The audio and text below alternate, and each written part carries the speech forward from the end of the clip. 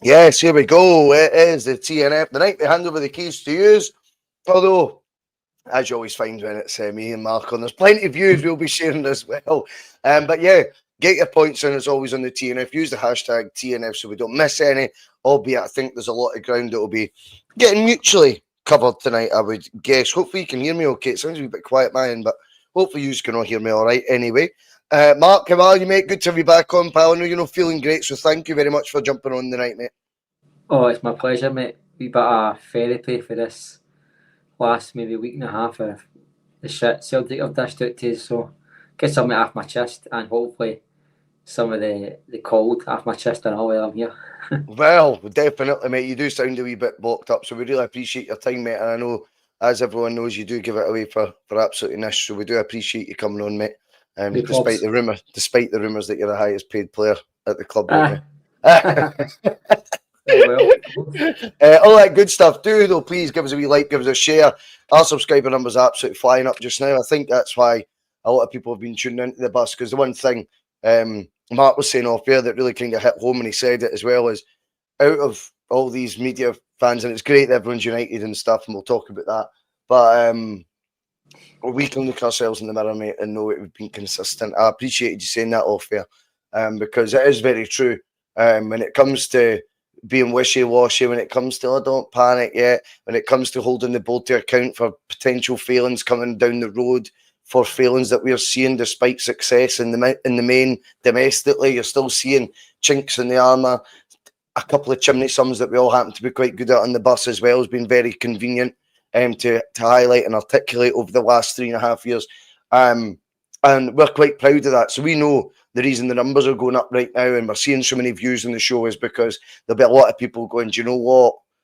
We did kind of, call this a long time ago that this was coming. And I think people know, whether it's because it's bandwagon jumping or whatever, there's a lot of fans saying the same thing that we were for the get-go as soon as this channel kind of arose. I remember the first summer in particular when there was no football. It was our first challenge on the bus, wasn't it? We didn't have matches. Phil created the Bustalgia series, which was a brilliant wee sort of avenue to go down. And then I remember us having quite a few debates, Mark, whether it be on Sundays, Thursdays, whatever it may have been, talking about all matters off field and getting a wee bit of heat for it at the time. In fact, a lot of heat, if you remember, especially on Twitter and things like this. Do you want to be vindicated in it? Of course you don't. You want to change then, I want change now. It's as simple as that. Remember, hit that subscribe button if you've not already. Hit the bell if you are already subscribed, because we will be on sporadically as and when we are all free. Everyone's got their own jobs. This is not something we do for a living. It's something we do to try and keep you guys informed, hopefully, in some matters. And certainly it's a venting place for us at the very, very least. If there only was two folk watching, I think me and Mark would be quite happy just to get it all off our chest and a private conversation anyway. There's 84 live right now, so remember, do give us a wee thumbs up or give us a thumbs down. Nobody cares. Mark, I will instantly go into the matter that is obviously pressing right now, and I think it's fair that we start there right now, because an open letter's been typed up by the North Curve. It's amazing how I don't need to agree with everything that I think the Green Brigade of the North Curve stand for, right, to agree with this on the whole. Albeit, I think when I read it, and just to clarify as well, and I better get this off, just said for the get-go also, we're not on the recent list of podcasts. I know it's like Phil's Boys on the Bus is on there. It's all been added and stuff. I emailed them at 1:15 today once I seen there was an email address. Mark, you've seen the email. I've screenshotted it to you so you can confirm that that's absolutely 100% true. So I just wouldn't want any of our viewers, if they are maybe looking out for our name, heaven forbid, but maybe some of you as well. I'd just like it to be confirmed that we are very much, we've supported it. I don't know if they think the Boys in the Bus is just the Bhoycie Bus, and there's been a bit of confusion there. That wouldn't surprise me, to be honest with you. So that's no problem. It's just so you know that our viewing, hoping that we would be part of the signatories there, that we are. If I was to nitpick on the letter, I demand the removal. I would have been as curt as that. If I'm honest, you've stole my thunder. Sorry. Sorry, Bhoycie. I don't want apologies. I don't want a fruit basket, letter in the post.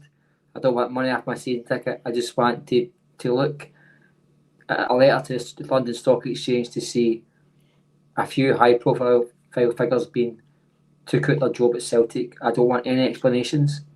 I want no future planning put in writing. I want resignations. And I think some of these statements have fell short, and there was an exercise in what I call social proofing, in where people begin to gather thoughts based on what other people say online. And I think that's a massive thing happening just now on Twitter, especially with some of the fan podcasts who told us all, quote unquote, to calm the fuck down 3 weeks ago when people were talking about Celtic not buying signings, buying players, and knew they're outraged, boys. There's a thing called social proofing that's going on just now quite a lot on Twitter, and I think almost, I'd say 95% of all the people on the lists are doing it because it's the thing you're supposed to do, and it's a common opinion, and that's it. They don't believe it themselves, really. You look at the fan base. The last home match, people were getting hissed and booed and stared at because of the 500 or 600 or so. You were a strange voice on that one, Mark. The reason I'm coming in on that was because I kind of meant to say it when you discussed it. I think it was last week, and you'd felt that the sack the bull chants weren't quite as vociferous as what was being made out. Now, I have to be honest. From what I heard, I thought it sounded a hell of a lot more numbers than what you were speculating it was. We could probably maybe meet in the middle, albeit I need to bow to your knowledge, having been at the ground. I need to bow to your memory more than mine, being in the ground. But you felt then that it wasn't quite as unanimous a sack the board sort of chant going round Celtic Park as perhaps was the case.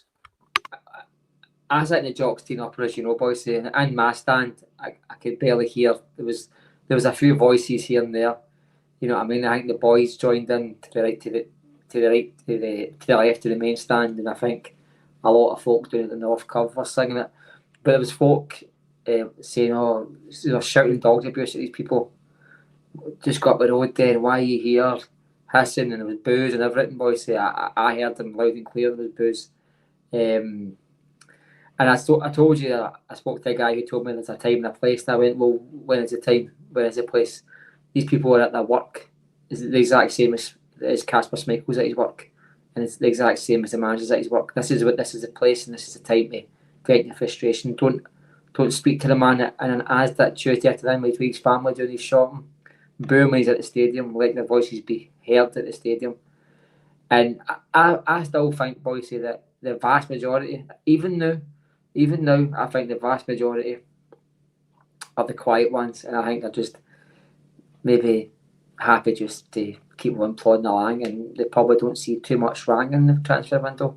I genuinely think there's a quiet majority of people in the home support who are all that mental to know about how Celtic dealt with this window. As hard as it is for people to take, next time you're at the game, just take a wee look about and see if there's anybody, shouting and bawling and calling for people to be get the sack, and there won't be. There won't be, Bhoycie. I don't hide the fact that I think the Celtic fans are the most passionate, well, one of the most passionate fan bases in Scottish football, but there's a quiet majority of Bhoycie who they sit on their horns, put their finger on their lips and close their eyes at the same time. And I see it in front of me week in, week out. I told you I got a wee bit of stick for leaving a game early last season against the Huns, which is my right. But these folk are the happy clappers, in my opinion, and I'm fed up with it, boys. Saying this statement here, a lot of good points on it. The affiliation one, which we might talk about, Bhoycie, that one needs crumpled up and put in the bin. The affiliation, anything they say, I'm not going to get on board with, especially when it's coming for a place where they're affiliated with the club. Need to watch what they're saying. Need to watch because their match tickets come through the club. Their membership and cosy relationships is so important to what their purpose is that you're never ever going to get the brutal truth off these people in a statement or otherwise. And that statement was wishy-washy. No worth the paper it wasn't printed on, and it just wasn't for me. I think the North Curve have more or less hit the nail on the head. Although I would have one sentence, one paragraph. We call for the resignation for anybody involved in this summer's transfer window and the last previous two managers' departure from the club. That's what I would say. Yeah, I agree with it. I think I would have been a lot more direct with it as well. However, what they've got to do is try and get convincing it's perfect, others that, as you rightfully say, that might be on the fence, might be doing social proofing. Well, you're not going to get social proofing exercise, whether it's social proofing or not. We need the signatures on it, essentially. Yeah. So I think the way they went about it is probably right, and that's where the likes of me and you probably differ from a lot of people. As it would have been a far more direct. We call for the removal. Oh no! To clarify, Bhoycie, I agree with you. Just to clarify, the statement itself, the way it's worded, is perfect. I'm just saying, for me, I don't want apologies. In fact, I would be happy to still pay these guys a wage as long as I get them away for decision making. I'd put them in garden leave. As long as they're making zero decisions for this club, I want no apologies, no ifs, buts, maybes, nothing. Just pack their bags and go to my club, because it is my club, it is your club. These guys make a living out of Celtic, Bhoycie. Me and you live for Celtic. That's the difference. Yeah, no, I love that, mate. I absolutely love it. We'll get stuck into the letter that we do approve of. We'll come back to the affiliation one later on because you know a wee bit more about that than me. But we'll start with this one, the North Curve, the one that has gathered the traction. After a disastrous window and failure to qualify for the Champions League, Celtic supporters are once again calling for urgent action to address the clear structural problems within the club. Once again, I mean, we're just going to chew the bones on it. Once again, I think the North Curve could count himself amongst that in the main, as calling for it once again. Those signing it once again are finally on board. I think we would certainly, when you see the Bhoycie Bus's name at the bottom of that, and I can only talk about it from our prism, so I don't want to be too self-indulgent, but I also need to give sort of our response to it as well, and that's what people are tuning in for also. That when it comes to saying once again, we are once again looking for urgent action to address clear structural problems. We completely condone that statement because we've thought it for years. We demand full transparency from the board regarding its repeated failures to back managers and reinvest our money into the playing squad. We also demand accountability. What course of action will be taken? This is the bit where I get a bit concerned because I'm not actually interested in what plan they've got going forward because I don't think they're capable of giving a plan that's honest, and secondly, giving a plan that they would execute correctly, even if they were being honest. I think they're both liars and incompetent. So I think they would tell you what you wanted to hear. Even if they were on board with it, I don't think they'd be able to dish it out. So I don't actually give a fuck what their plan is because I don't think they're capable of either of those two other things that I just said. Now, we highlight once more the club's lack of a coherent fan engagement strategy. I call for a progressive, innovative approach to working with supporters.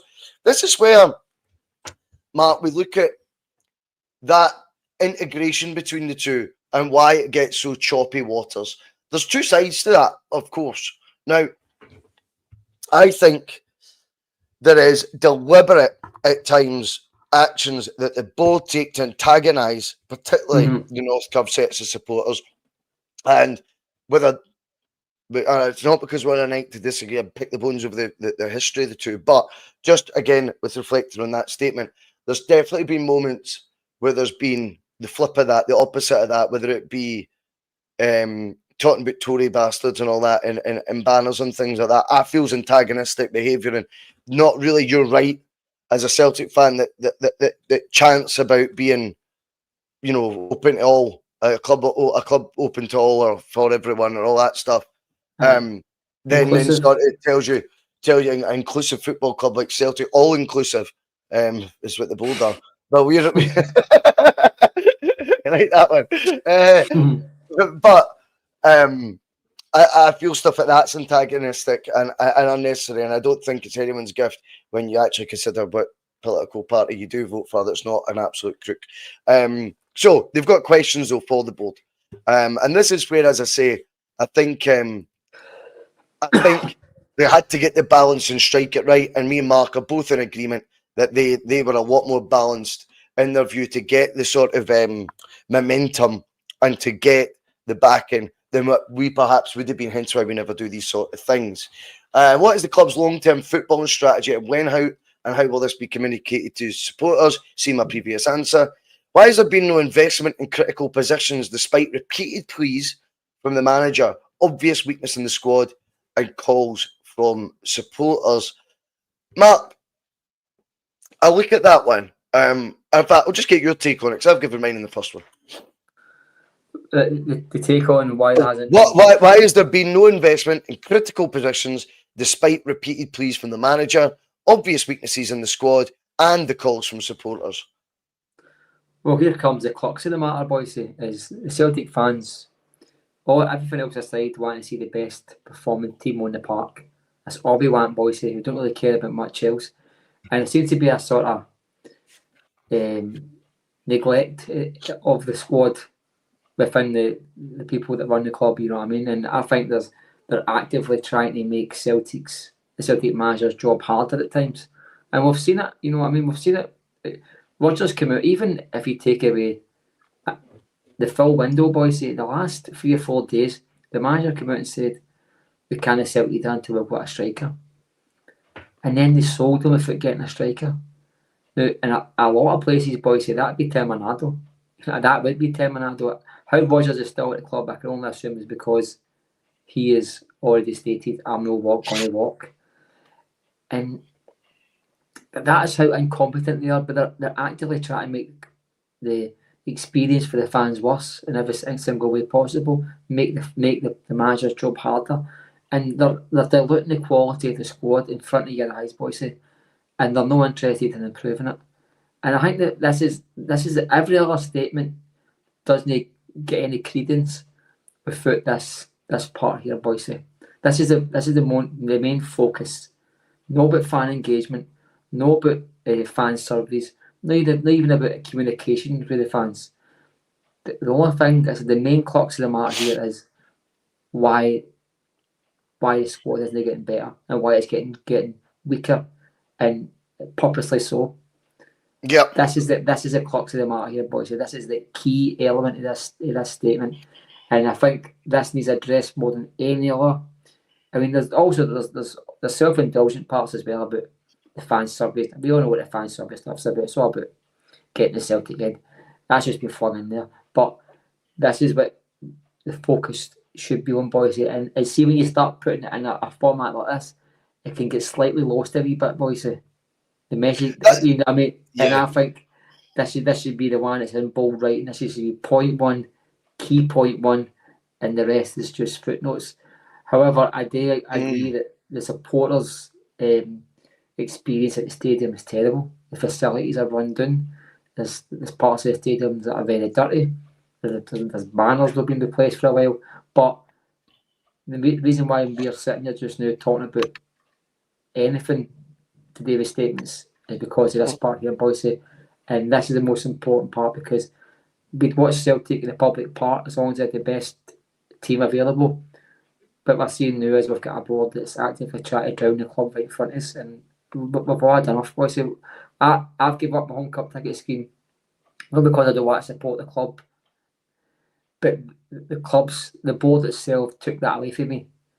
They've took the joy out of supporting Celtic away from me just now, and they've took away the fact that I want to put as much money as possible. And now that I'm trying to hold money back, and it's awkward at this point, mate. Yeah, I hear you, mate. I hear you.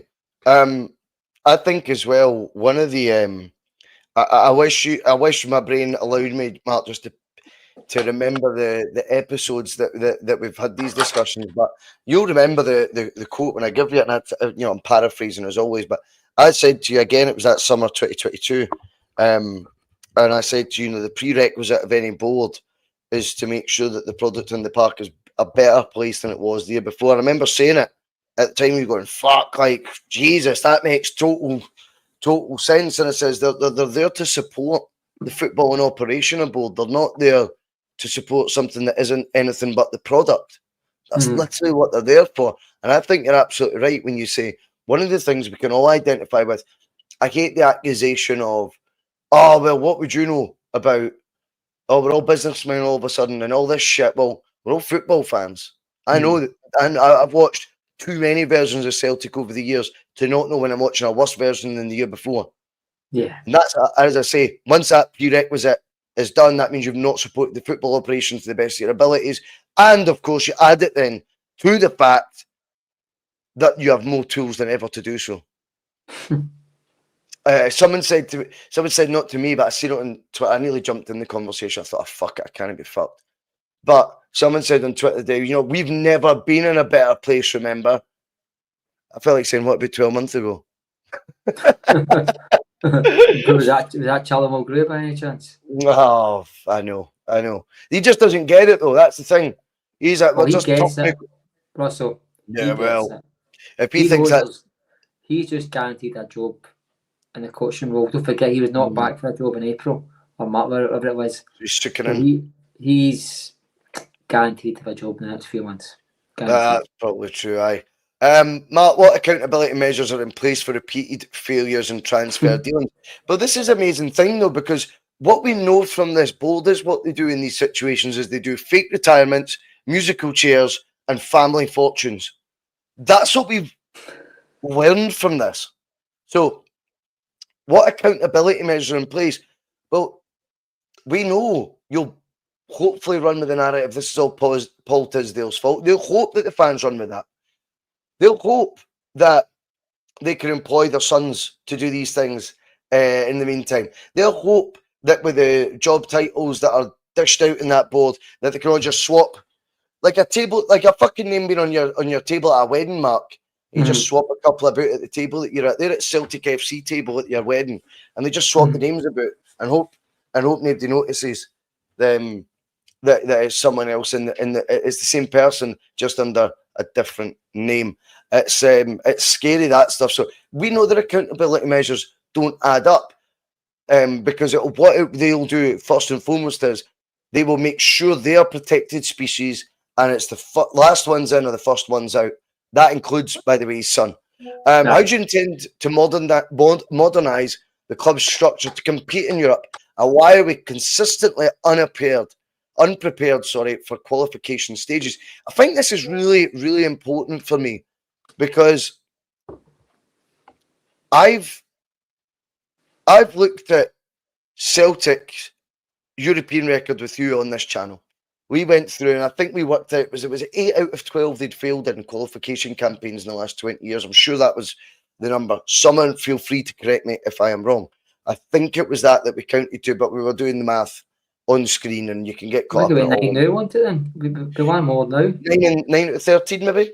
9 out of 13. It could be up to, someone double check it for us if they've got the numbers to hand. Now, that tells you whatever their strategy is, they're shit at it. For qualifying for Europe when there's qualifiers involved. They're not good enough at it, Mark. So when they say consistently unprepared, it's not unprepared. It's happened too many times under the exact same regime, Mark, for this to be called underprepared. It's an attitude, and it is a formula that they can't shimmy from. A bit like, how would you describe it? A bit like Martin O'Neill taking it maybe a month too long, albeit he went on and won the league when he did make the change. A month or two too long to switch for 3-5-2 to 4-4-2 in a derby match to combat Lovenkrands, right? And then we switched to 4-4-2, and you thought he took too long to do that. He couldn't see the wood for the trees to switch to 4-4-2, but eventually got there. They're Never changing to 4-4-2 for 3-5-2. They're stuck. They are stuck. They're scoring, letting own goals fly past them. Do you agree with that? Yeah, go on. No, this is it, boys. This is when the businessman has to be parked at the door. See, in business, these things probably do work out. They've probably got a long history of just letting things run out and then seizing it at the very last moment or whatever. But football doesn't act like that, boys. They've got a plan. I know it's not a plan that me and you would run, but they've got a plan to just wait to the last minute, try and gather up stock. They probably call the players stock. That's probably the language they use, Bhoycie, to gather up stock in the last minute, reduce the value, increase the profit. It doesn't work that way in football. And I genuinely believe that the people that are making decisions at Celtic think football is just another business. It's just another pallet of fucking steel, or just another lorry load full of, I don't know, gold watches, whatever it is. They don't see football as this moving part that just constantly needs evolved, needs looked at, needs, by the way, and the biggest problem at every window that we've failed to qualify in the Champions League for, it's been the one problem has been we've not brought the players in time, boys. It's the one consistent problem. And see, even if you give the board a wee teensy bit of credit, they've allowed almost every manager we've had in the last 15, 20 years to build a good team. And then they've just gave up. If they had 1 ounce of fucking ability, football wise, to build a football team, build a football club properly, boys, they would let the managers go to the next level. And every single time we'll just pull the managers back. The managers are trying to swim at the surface and they're holding onto their legs. And we've seen it under Postecoglou. Although folk think it was all cracking windows, it wasn't all cracking. The first one was good, the rest was pretty shit afterwards. Rodgers has bought a good team at times, twice now. This is Rodgers' second team now. And both times we've had a chance to press a button and just go to make it a right good fucking Celtic team, one you can be proud of in Europe. And the club just put us back again. And and I do genuinely believe that when it comes to football, that is not a strategy. Hoping and praying that Rangers are going to be worse than yours isn't a strategy. Treating football players as stock isn't a strategy. Treating fans who you think can't go elsewhere isn't a strategy. Because see, eventually the players stop coming, clubs stop answering the phone, and supporters stop signing up to home cup ticket schemes. They stop buying shirts, they stop buying pies, and then they're sitting with the ones with pies in their face. They're sitting there with a squad that's not good enough to compete, maybe even domestically, and they're sitting there with a squad probably not good enough to entice a manager who would come to Celtic to take that step and come. Because Celtic's a hard sell, boys, at the best of times playing in Scottish football. But if you sell that manager, a club now sitting 17th ranked in the rankings, a nation now 17th ranked in the rankings, you sell that same manager 3 qualifiers for the Champions League or 3 qualifiers for the Conference League, that hard sell fast becomes an impossible sell, and you end up with a dialer. And that's exactly it. The next manager we get will be somebody within, or it'll be a Roy Dialer situation. I think people forget with regards to that, just very quickly before we move on to the next point, because I'm enjoying kind of breaking it down with you, Mark. You only need to look at the last manager of clout that we attempted to get. It took 7 months of fanning about, and you know what? Probably Eddie Howe had quite a few conversations off the record, of course. We wouldn't want those NDAs getting fucked. But a few off the record chats with someone he would know within the game he had massive respect for, and that'd be Brendan. And probably Brendan would just be being honest, colleague to colleague. Do you know what I mean? Say manager conversation and say, there's the pitfalls. What are they telling you? Oh, they're telling me it's all going to change. My advice would be don't believe them. We ended up with a manager for the J League then, and that was a manager who's lauded now, but was not lauded for anything he'd done before he came to Celtic. He was achievable, and I think the amount that would have the success Ange did with said pedigree, I don't think it was a pedigree that folk have well dressed up, but I don't think they would have the success that Ange did, who did extremely well when he was at Celtic. Let's have it right. And the board get credit for that, Bhoycie. The board get credit for that appointment. Amazing. The board shouldn't, Bhoycie. Amazing, Mark. Amazing. That is very true. Right. When will supporters receive the results of the fan survey? I know you were saying it wasn't your priority question, Mark. However, they are trying to tackle all areas here. They're trying to corner Celtic into going, well, you're going to need to bite at one of the points. So I kind of get why it's on there as well. What is the point, Mark, of having these surveys? We, in previous jobs that I've had for big companies, I'm talking about the biggest in the UK sort of size companies that I've worked for, Mark.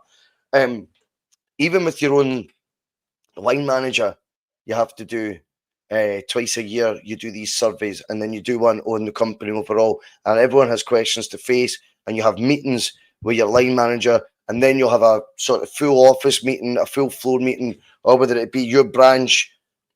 I'm talking like 1,000 folk all get time away from their desk to sort of be acknowledged by some sort of head honcho into the results from these findings. We do a fan survey. They don't like the findings, Mark. Don't get this misconstrued. I can answer it for you. When will they receive the results? Why would we receive results they don't want to give out? The results would have hurt them, Mark, big time. They exposed them again. These are results. That was a box ticking exercise to show we are developing, right? We are beginning to become this as one football club, like with the supporter correlation and sort of engagement. Let's do the fan survey thing so it looks like we're just all in on that, all in. Remember that one? And then it comes to the results, and it's a reality check.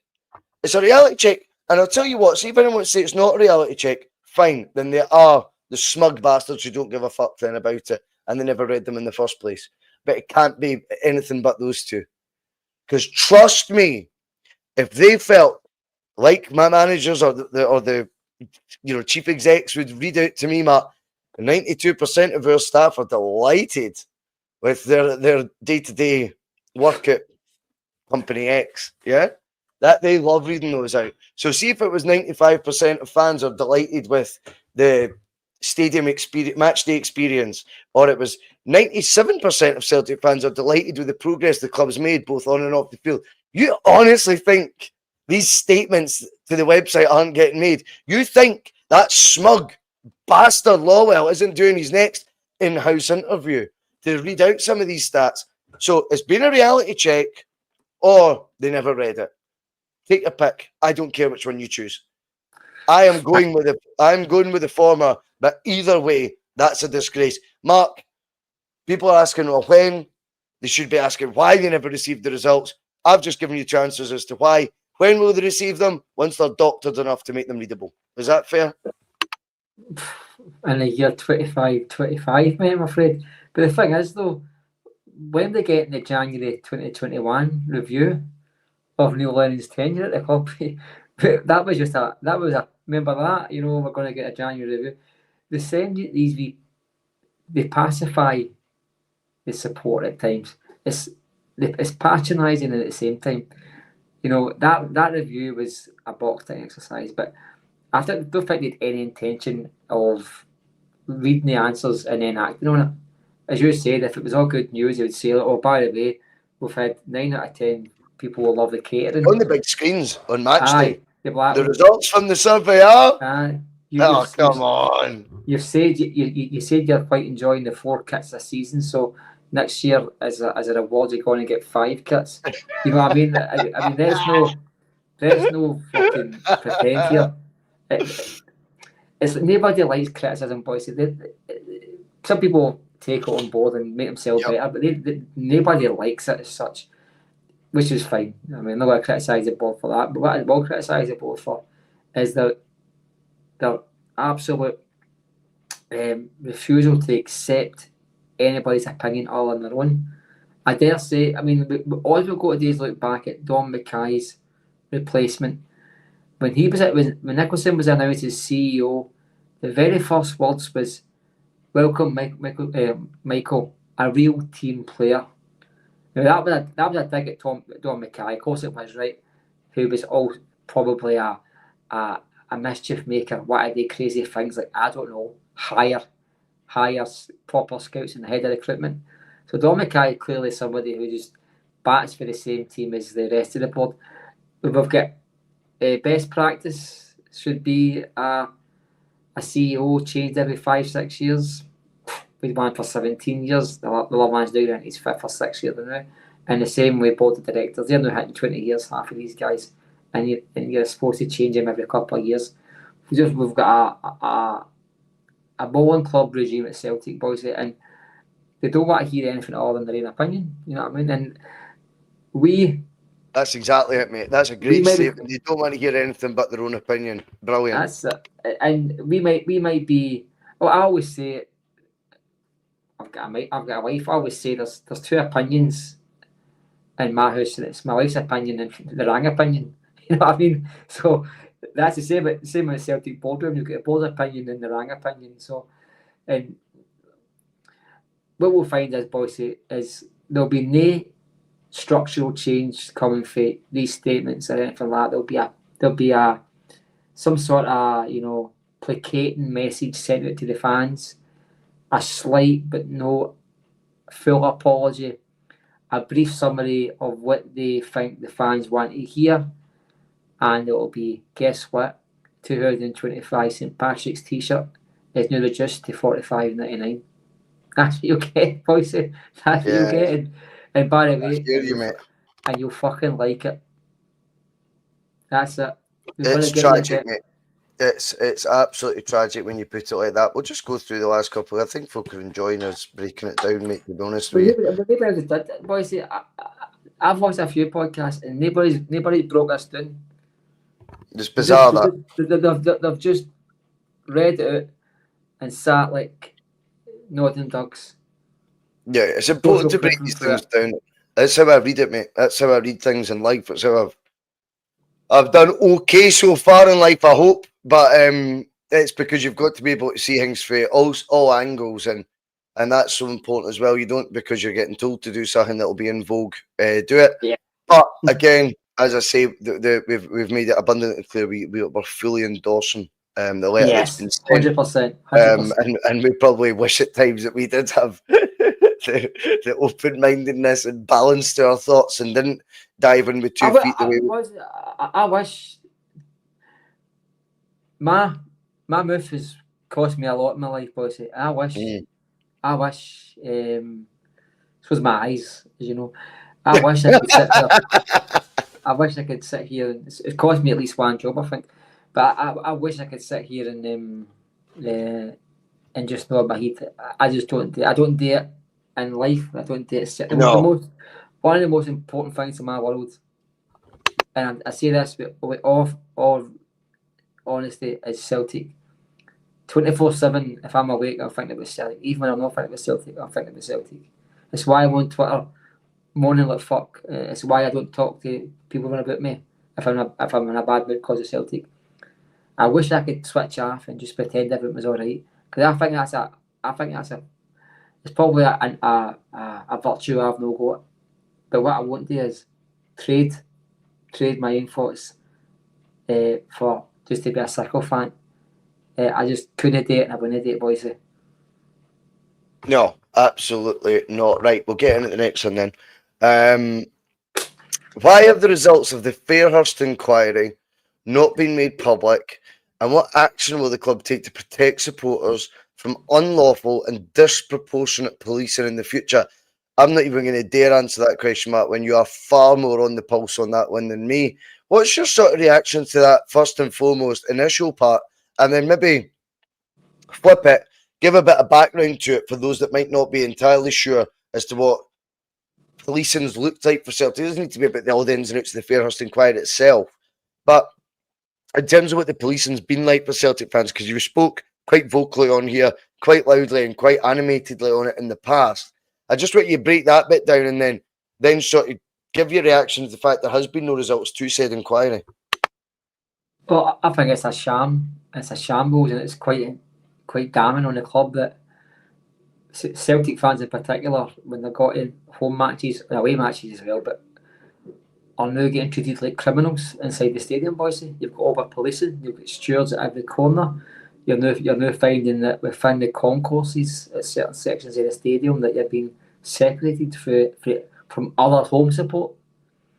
There's metal barriers put up inside. There's stewards asking for ID, I've heard.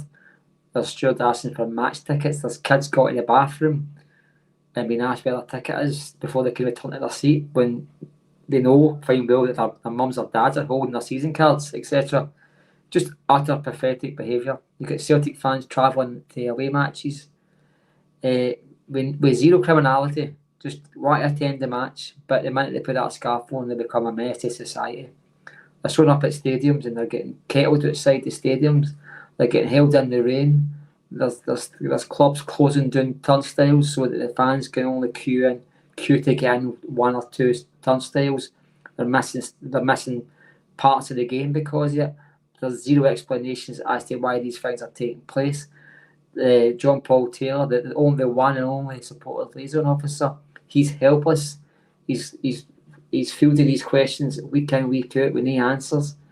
And the club just stand back and don't say a word. Now, this inquiry was supposed to be looking into it. Is there over-policing? Is it illegal? Is the fans being treated? And it turns out we are being treated like fucking criminals. We're being treated like arseholes, like menaces to society.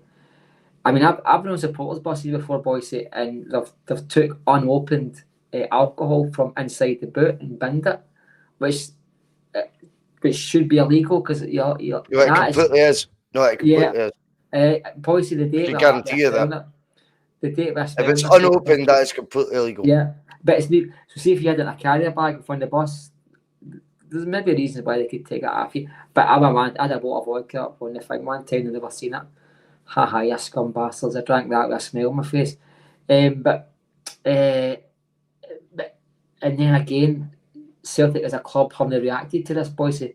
They don't come out and says, look, we wholeheartedly apologise for any part we've played in the policing. And do they endorse it?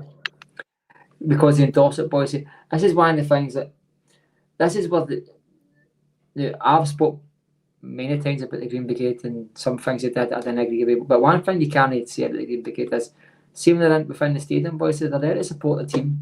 You know what I mean? They pay their money like me and you, and they're there to support the team. Celtic fans, Celtic as a club should first and foremost have these guys back, even to the point where they should maybe go above that and defend them, even when their nose out like there to be defended. But they seem to be dying for a reason to criticise the support. It's as if they're trying to find ways to demonise the element of support that can get a storm brewing. An element of support that have got that much clout now that they can create a wave that would oust a board.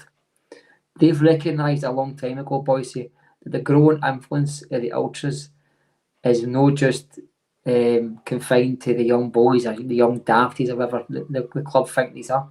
These are guys with genuine opinions of how the club should be run. And what the club, I think, they created this monster the minute they gave these guys their own section, Bhoycie.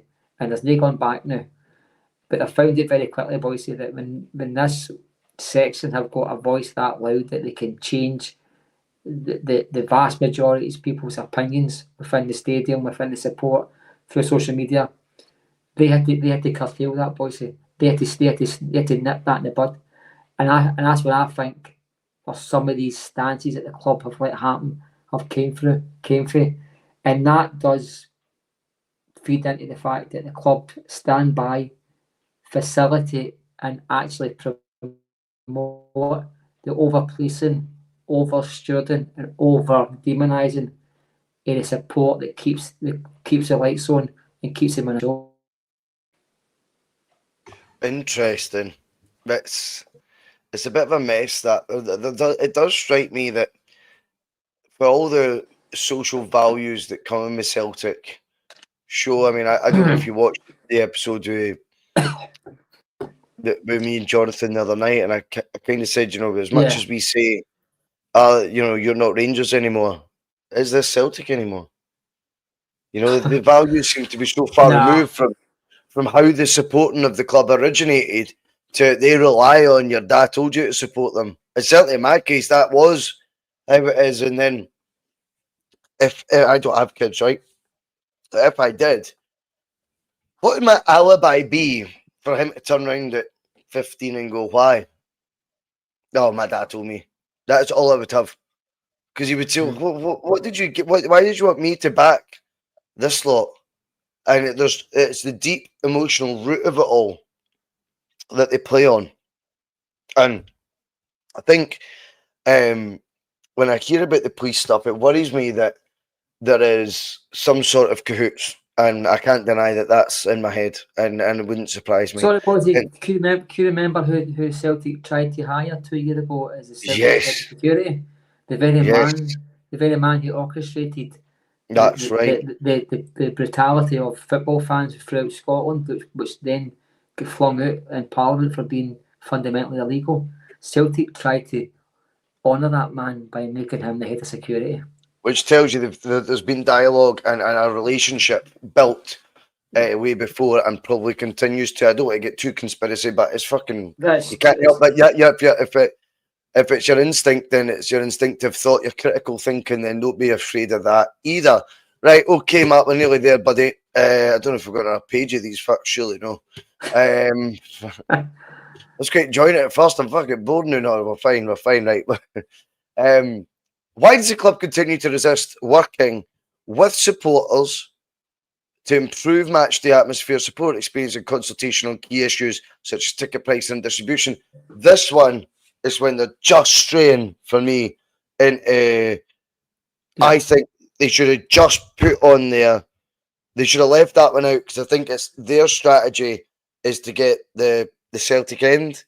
I think that is trying to unite fans, and this would be their smoking gun in months to come when the Celtic end obviously gets revisited to say, well, look, everyone's signed on to jump on that bandwagon, so everyone's in support of it, really. I think this is the vague Celtic end post, and I'll tell you the reason why.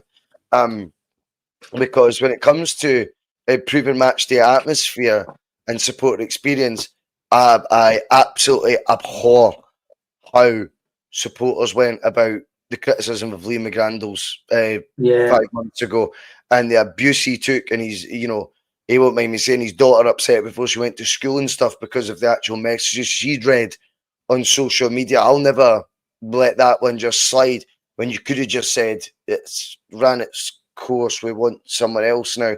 Nah, they jumped in with 2 feet once the suggestion was even pitched on Twitter. It was all sorts of names, all sorts of abuse, all sorts of digs that were really, really horrible. Who wants to work with that? If that's how your attitude is to any part of a support experience, by the way, which has only brought joy over the years, which was a refreshing change. I've never seen any other club in Scotland, for example, utilising a guy who could play acoustically and have a full capacity stadium. Ours happens to be the biggest, which makes it even harder, in unison, giving a complete unique match day experience at that time. If it had ran its course, no problem. The way they went about debating that wasn't debate. And that, again, 2 things on that final paragraph that fucked me off would be I can't help but feel the Celtic end's connotations to it. I'm probably right, let's be honest. And I'm not saying it was the North Curve, of course, who were doing that with Liam, but there has to be a wee bit more humility when it comes to the last match day atmosphere and experience aspect, which was a huge part of it, that I seen getting debated or talked about on social media. It absolutely painted the support in a disgraceful light because that was horrible what I seen then. And maybe there is an aspect of it because he's a friend. But actually, I stripped that away and go, no, it's a guy just trying to... The same way I felt for the Kilmarnock female player who just signed at Acne, and you've seen the amount of disgusting comments on that. these things can still pull a trigger. I try to like remove myself for being Liam's pal. Do you know what I mean? And go, no, like fundamental. Look how many comments there were. So if that's the how we go about improving, right? Let's sit down. Let's talk about the match day experience. He's this. He's that. No, you can't debate that. So unfortunately, there I've got very little sympathy. I do feel the last one's a slight self-indulgent one, shall we say, Mr. Kearney. I totally agree, Bhoycie. I totally agree. Well, first of all, on the acne, you asked Luke Chadwick what it's like to be a football player who happens to be a good. Watched his interview recently, mate. I watched one very recently. It was horrible. I would like to see that.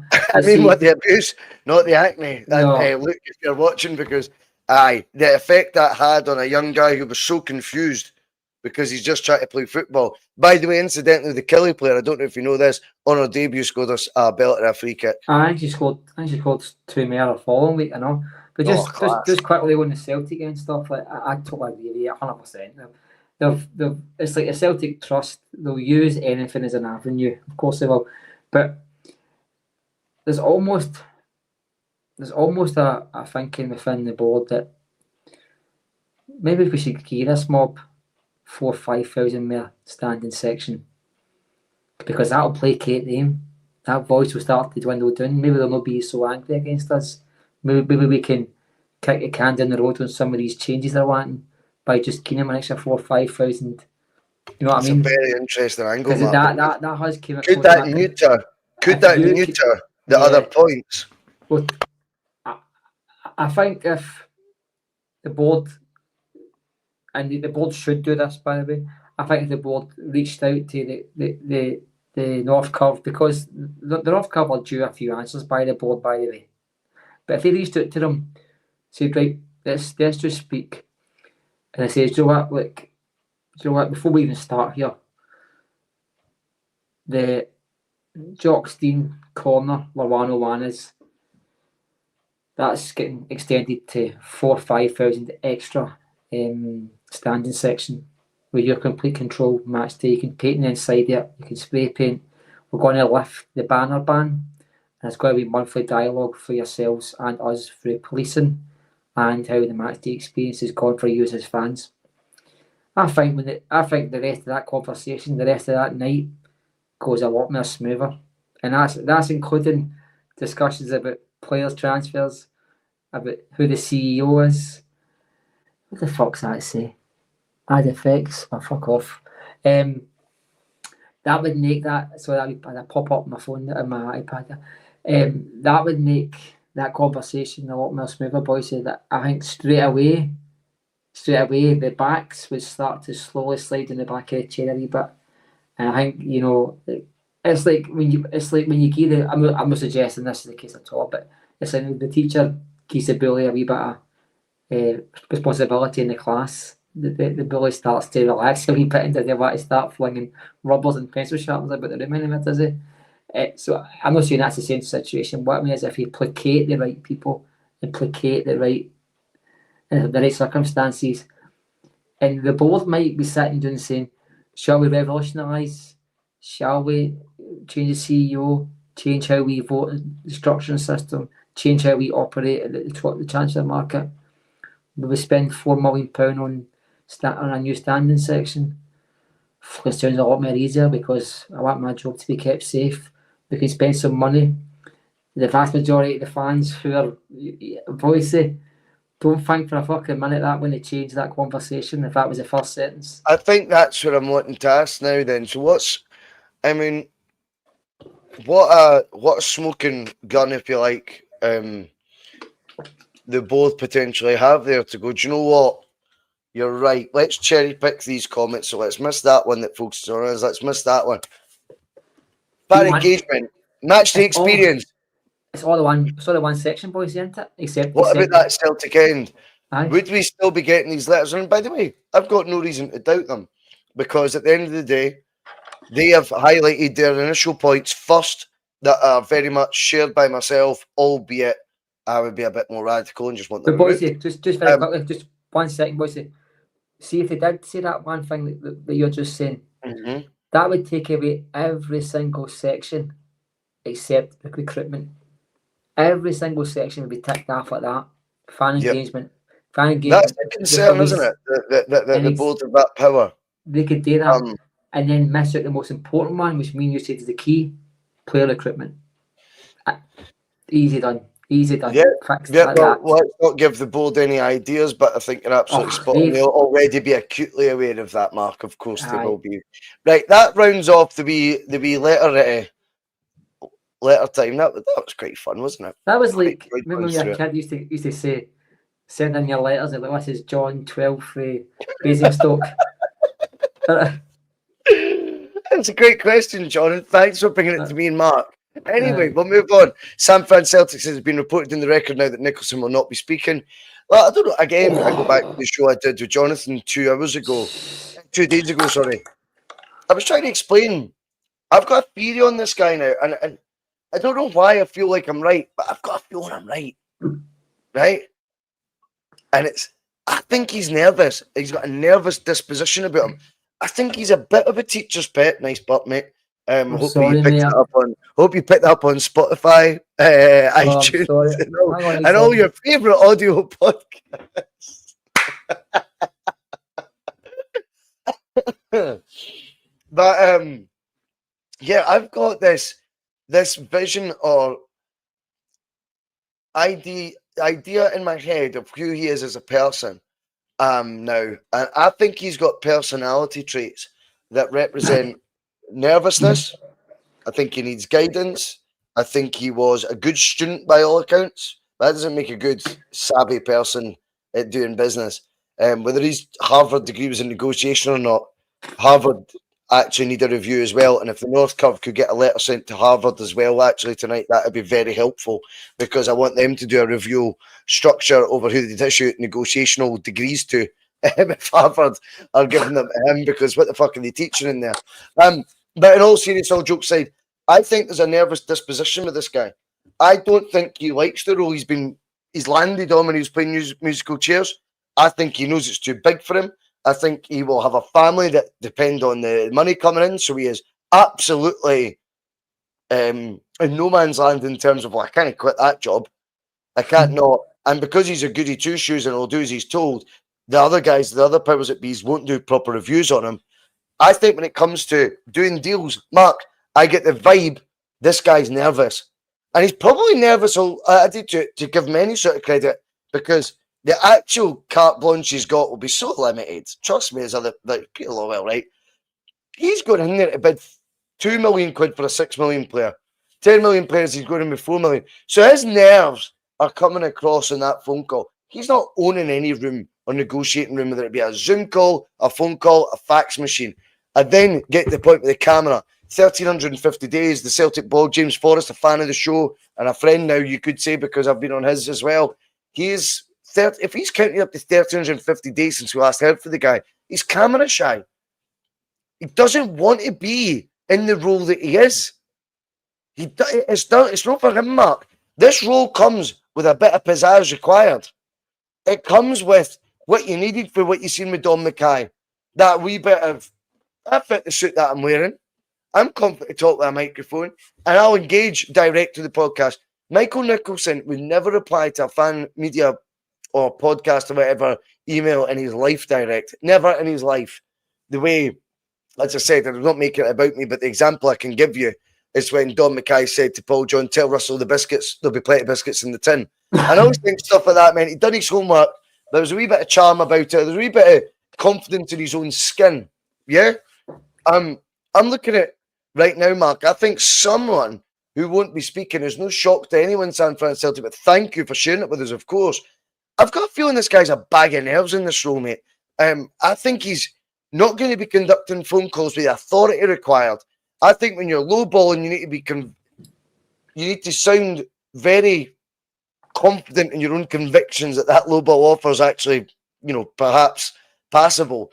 I've got the feeling this guy's hating that. He's getting took to school by real veterans in Europe that have done this game for a long time, by agents who will rip the rip-roaring pish right out of him. When it's Casper Dolberg's agent going, I know acts are coming in, I just want them to pay my client more. Watch this wee ditty.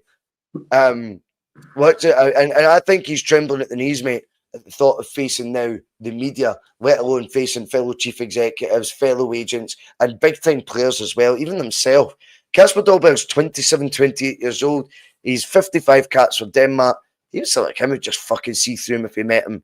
This guy's not a representative of a swaggering Celtic, is he? No, I think he's a bag of shit. I mean, to be honest with you, I get the man's got £1 million a year salary and you have a family to keep, and he's nervous and all the rest of it. He's probably got a limp. Who knows? I don't give a fuck, Bhoycie. He's in a job that he shouldn't be in. Fair dues, crack on, big man. But you've got to do at the very, very least to take that job with the best of your ability. He is not doing that, Bhoycie. And even if he's all these things that you say he is, and you might even be true, why is he not seeking help, asking for advice? Is he that much a lackey that he just sits back and gets told what Lawwell tells him to do? I think Lawwell was a better CEO because some of these things that's happening, Lawwell wouldn't actually have stood for. I can't actually read that, Bhoycie. Hey, Stephen's saying when Nicholson got the job full time, the statement by the club called him a team player. I said i.e. a puppet. As I said earlier on, I was in the very first statement. I thought Stephen was watching at that stage. But I mean, his dinner. But anyway, I don't like the guy. I think he's a fucking utter creep.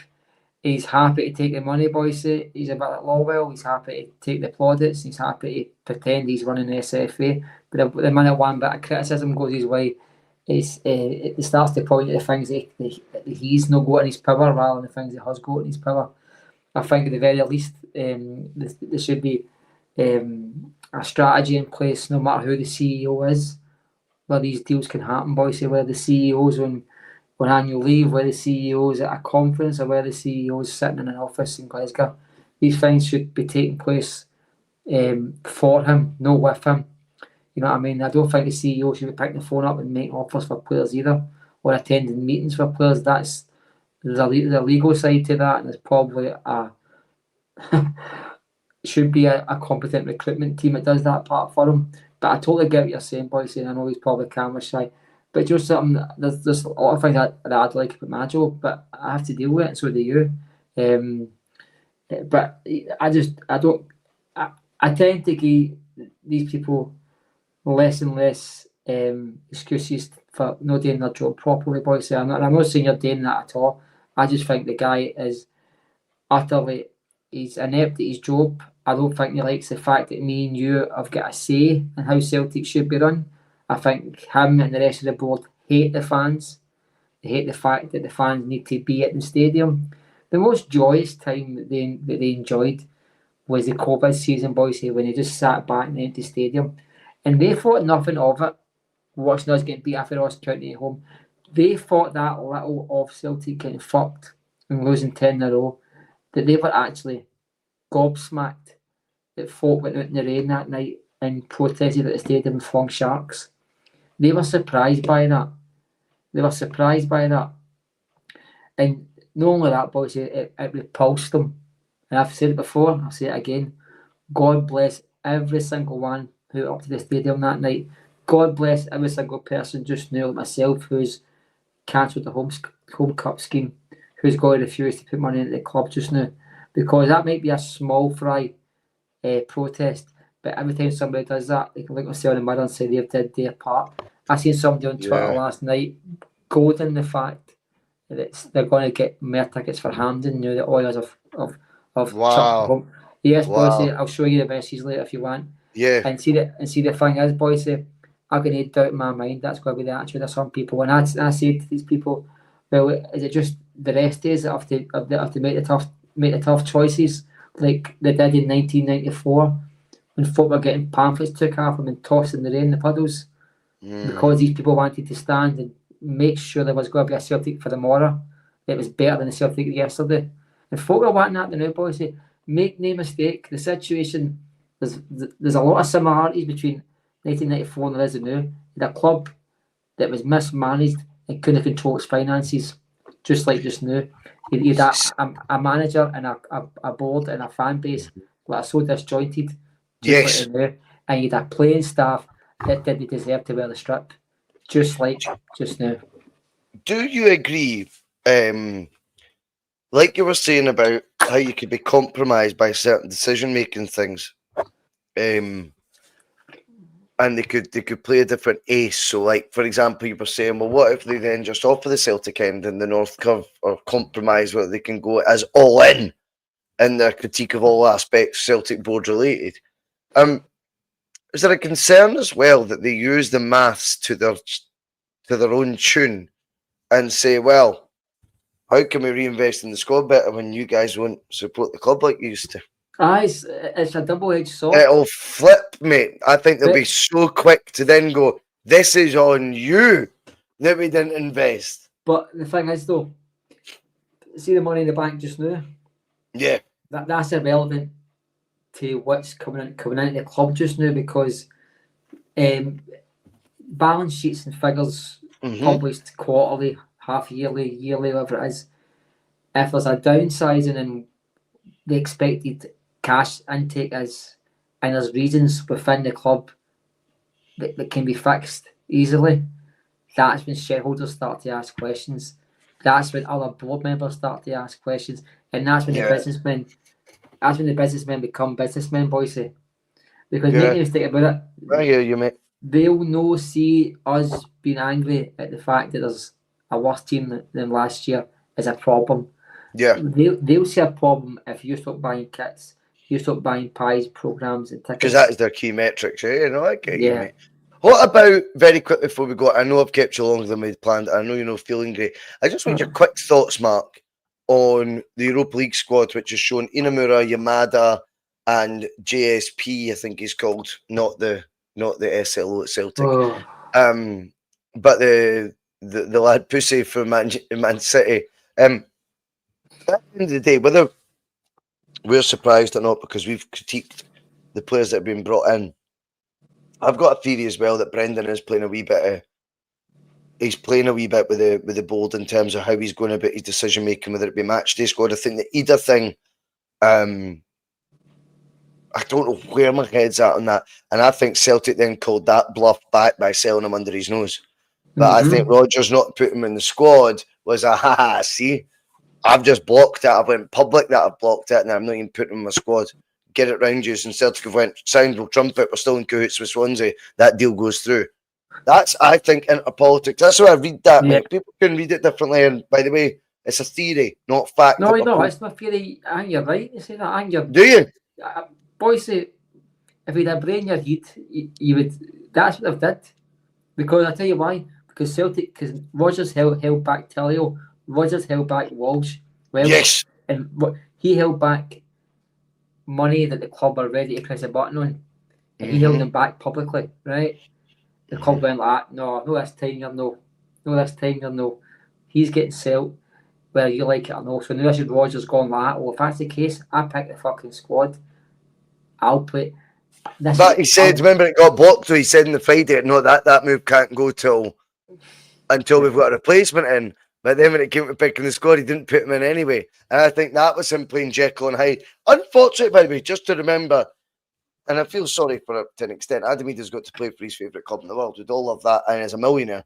But I do think there was a bit of shit came his way that's nothing to do with him. I think he was very much a pawn in a game between the manager and the board. So, yeah, that leads me a long way, winded way, Mark, of saying Yamada, 1.8 million, 1.6 million, not needed for the Europa League campaign, but came on Sunday, which, again, I don't get that way of thinking.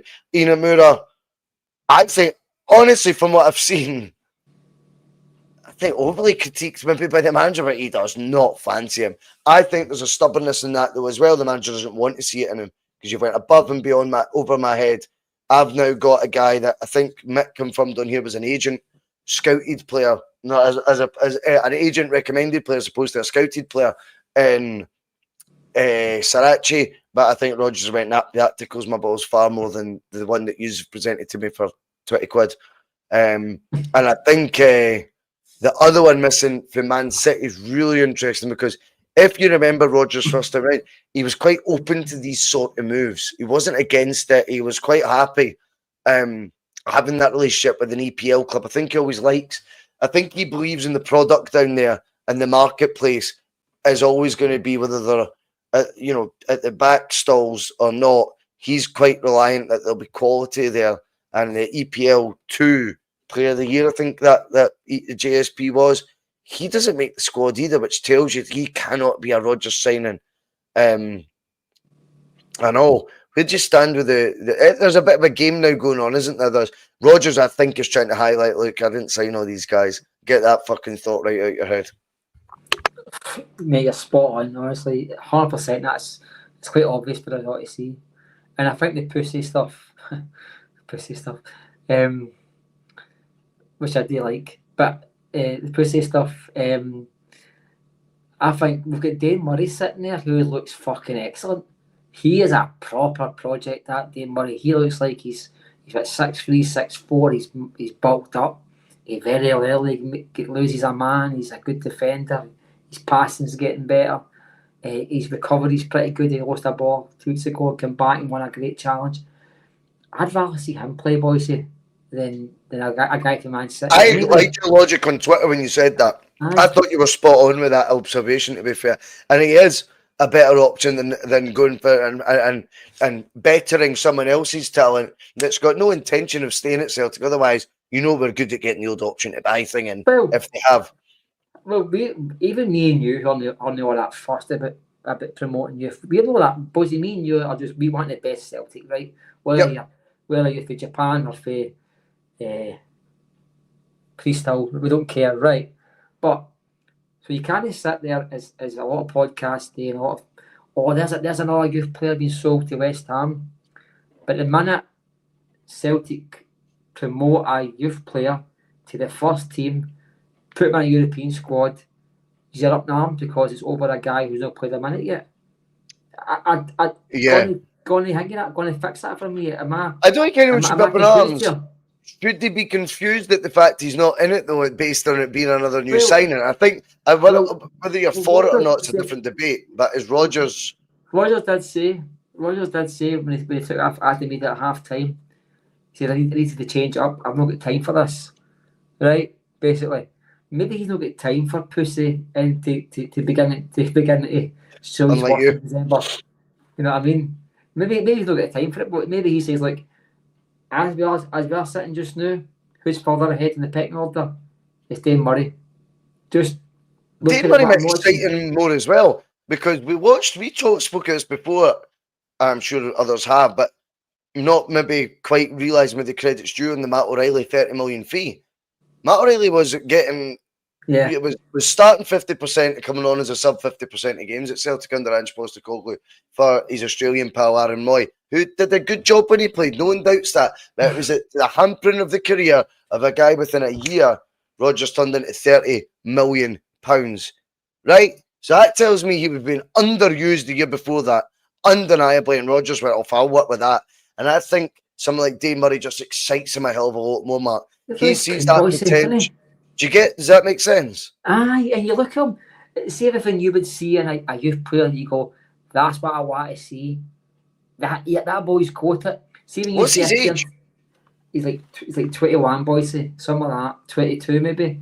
But when you see a Kieran Tierney break onto the scene, you get that blood and guts and that thunder that you can't get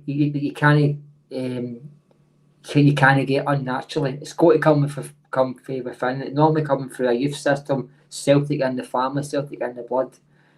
And you hear that boy's got it. He went away for a season at Queen's Park. 22. Bhoycie, he came back.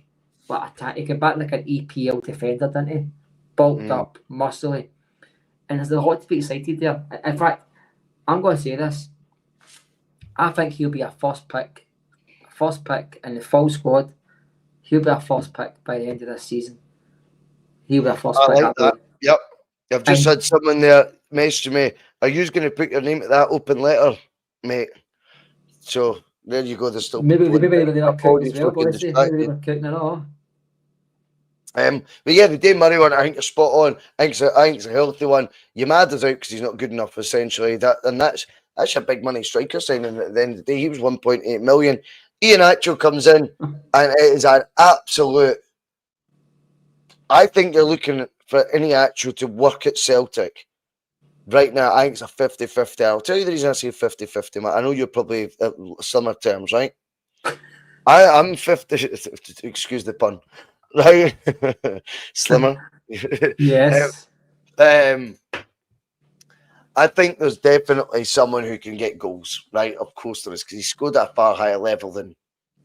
Is it Bhoycie? I'm not sure. Yes, he did. See, his Leicester City spell under Rodgers was heavy, decent in the main, and then fizzled. I want to hear that. I think once the pounds started packing, then and maybe just less game time and stuff. And maybe, by the way, it's hard when you become a millionaire to actually give a fuck about playing for Leicester in front of no fans and COVID and that. But I think he can definitely score goals. But it's getting him back to that space where he was when he was known for that. Undeniably, Middlesbrough fans right now are telling you that he's not up for it now. They don't think he's up. His CV is up to it, but he's not up for it. And he was signed after, but for he's ahead of Yamada, who looks, if anything, at least he's up for it. I don't know what ability he's got, but he's up for it. And he does look like him. Yeah, but again, I think there's more to it, and unfortunate for Shin Yamada right now. And I think in the case of Inamura, Brendan's been watching the bus, doesn't rate the Asian market as highly as others do, and he's went as a point of principle that you announcing them as first team players, I ain't picking them. And you can stuff your Man City fucking pals, because I never picked him either. I wonder if that's what it is, but we'll see how we get on, because I think that Europa League group, obviously our last show was before the draw, Mark. I know you're not the most keen on the whole thing, but I think can't remember who done it. I do. Who did?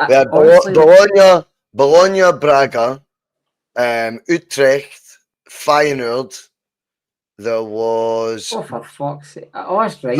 There was Midtjylland. Oh, the ball beaters. Everyone's beat us before. We better select teams. I think it'll be. There was a. Is it the old Red Star Belgrade as well? So that's away. They're called Svedstar Svedra or something like that. Sounds like a tennis player. They don't play Hibs or Dundee United. That was Partizan Belgrade played Hibs. Oh. So this is Red Star. They're called Sveds or Svedra. I think they sound like a tennis player for the fucking 90s. It does. Sveds or Svedra or something like that. But anyway, we're getting the fuck out of here, because that's when I'm talking gibberish. I enjoyed all of that, Matt. Thanks so much for coming on under the weather. Everyone who's watching, we've had way over 200 tonight watching live the whole way through. Just to confirm again, like we said, the title of the show is about the uniting of all the pods and all that, and you know we are on board with the letter. We sent an email at 12:45. It's not been picked up on the list. I know we play contrarian a lot, but we're not that bad. And we are very much in favour of hearing for these cretins that run the board. And we'd probably put that in the letter had we written it. Mark, let's go. Cheers.